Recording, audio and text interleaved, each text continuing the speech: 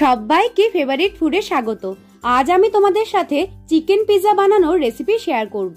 Pizza base থেকে শুরু করে পিৎজা সস, চিকেনটা কিভাবে রান্না করলে বেশি টেস্টি হবে সেই সব রেসিপি তোমাদের সাথে শেয়ার করব।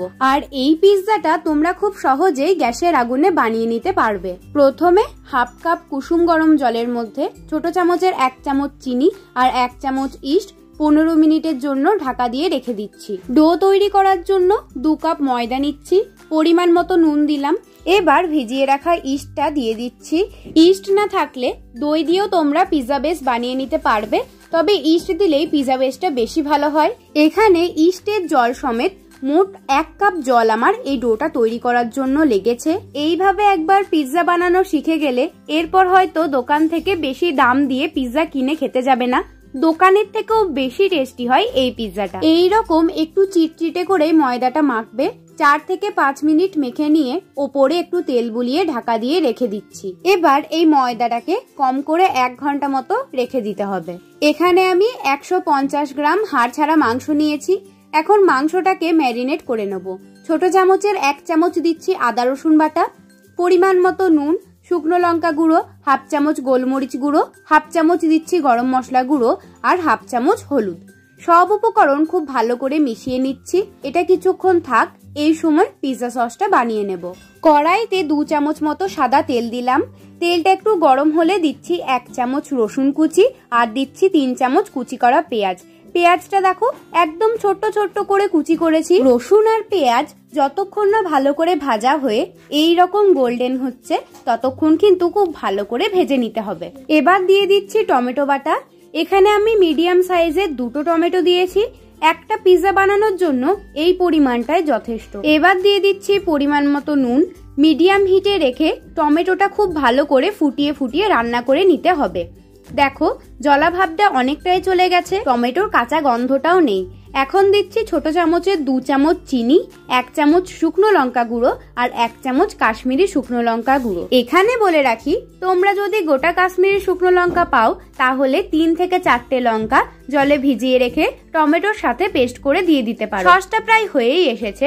এবার দিচ্ছি হাফ চামচ গোলমরিচ গুঁড়ো, হাফ চামচ অরিগ্যানো আর 2 চামচ টমেটো কেচাপ। সসটা একটু টেস্ট করে নুন ঝাল আর মিষ্টিটা দেখে নেবে। টমেটোটা খুব টক হলে আরো 1 চামচ চিনি লাগতে পারে।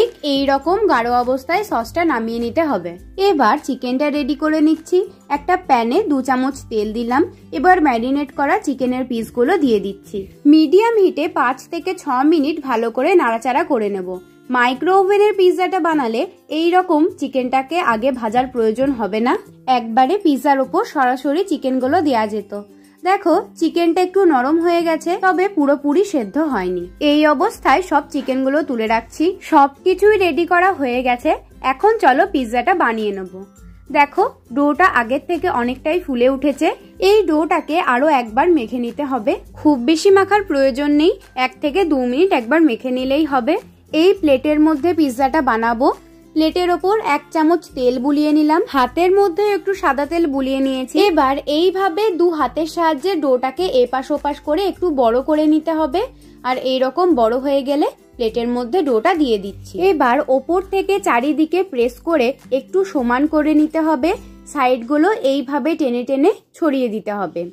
এই যে দেখো প্রায় চারিদিকে সমান লাগছে। এবার এই ধারের দিকটাও এইরকম করে মুড়ে নিতে হবে। দেখো দোকানের পিৎজার মতোই বানিয়েছি। এবারে এই চারিদিকে একটু বাটার লাগিয়ে দিচ্ছি। একটা কাটা চামচের সাহায্যে এই রকম করে গোটা পিৎজার গায়ে ভালো করে ছিদ্র করে দিতে হবে। আর এই সাইডগুলোও ভালো করে ছিদ্র করে দিতে হবে, না হলে কিন্তু বেক করার সময় পাউরুটির মতন এই পিৎজা বেসটা ফুলে উঠবে। এবারে দিয়ে দিচ্ছি পিৎজা সস। চামচের পেছনের অংশটা দিয়ে খুব ভালো করে চারিদিকে এই সসটাকে ছড়িয়ে দিতে হবে। পিৎজা সসটা খুব ভালো করে লাগিয়ে দিয়েছি। এবার দিচ্ছি চিজ। এখানে আমি আমুলের নর্মাল চিজ গ্রেট করে দিয়ে দিচ্ছি। এখানে ক্যাপসিকাম আর পেঁয়াজটাকে লম্বা লম্বা করে কেটে রেখেছি। তোমরা এখানে আরো কিছু পছন্দ মতো সবজি দিতে পারো। আর এর সাথে হলুদ আর লাল বেল পেপার দিতে পারলে খুবই ভালো, ওতে দেখতে খুবই ভালো লাগে। ক্যাপসিকাম আর পেঁয়াজটা সাজিয়ে দিয়েছি, এখন দিয়ে দিচ্ছি চিকেন। তোমরা চাইলে নিজেদের ইচ্ছে মতো এই চিকেনের পিসগুলোকে আরো ছোট কিংবা বড় আকারের করে নিতে পারো। চিকেনগুলো আরো বড় বা ছোট করতে চাইলে মাংসটা ভাজার আগেই পিসগুলো ছোট করে তারপরে ম্যারিনেট করে ভাজবে। চিকেনগুলো দেওয়ার পর এখন দিয়ে দিচ্ছি চিজ। এখানে তোমরা নিজেদের পছন্দ মতো কম বেশি চিজ দিতেই পারো। চিজটা গ্রেট করে দেওয়ার পর দেখো এই যে মাংসের ওপর ক্যাপসিকামের ওপর যে চিজগুলো পড়েছে সেটা একটু আমি সরিয়ে দিচ্ছি, এতে আর কিছুই না। বেক হওয়ার পরে এই টপিংস গুলো দেখতে ভালো লাগবে। কড়াইটা লো ফ্লেমে ঢাকা দিয়ে 10 মিনিটের জন্য প্রি হিট হতে রেখে দিয়েছিলাম। এবার পিৎজাটা খুব সাবধানে কড়াইয়ের মধ্যে দিয়ে তারপরে ঢাকা দিয়ে প্রথমে হাই ফ্লেমে 8 থেকে 10 মিনিট রাখছি, তারপরে 7 থেকে 8 মিনিট মিডিয়াম টু লো হিটে রেখে দিতে হবে। আর হিটটা অফ করেও 10 মিনিট ঢাকা দিয়ে রেখে দিতে হবে। আমাদের চিকেন পিৎজা একদম রেডি। এইভাবে বানাতে পারলে পরের বার থেকে আশা করছি দোকান থেকে কিনে খেতে হবে না।